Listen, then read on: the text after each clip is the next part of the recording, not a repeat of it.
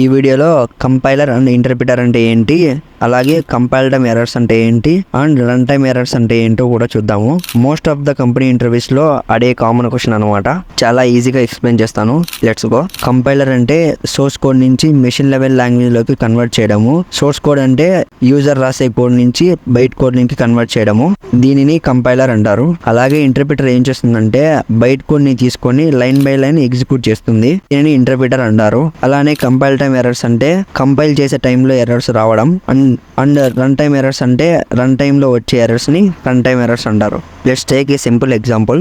ఇచ్చిన ప్రోగ్రామ్ లో ఇంట్ నెంబర్ ఈక్వల్ 10 అని ఉంది. దీన్ని మార్చేసి 10 బదులు ఉదయ్ అని పేరు ఇచ్చాము అనుకోండి. ఇప్పుడు చూసారా, కింద రెడ్ లైన్ ఫామ్ అయింది. ఈ ఎర్రర్ ఎందుకు వచ్చిందంటే ఇంటీజర్ బదులు క్యారెక్టర్ ఇచ్చాం కాబట్టి. దీనిని కంపైల్ టైమ్ ఎర్రర్ అంటారు. అలాగే లెట్స్ టేక్ అనదర్ ఎగ్జాంపుల్.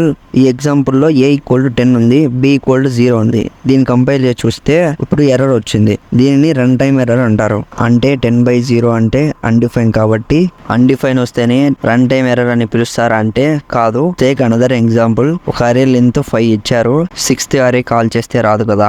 అలా అర్థమైంది అనుకుంటున్నా. ఇలాంటి వీడియోస్ కోసం మన ఛానల్ని ఫాలో అవ్వు. See you next video.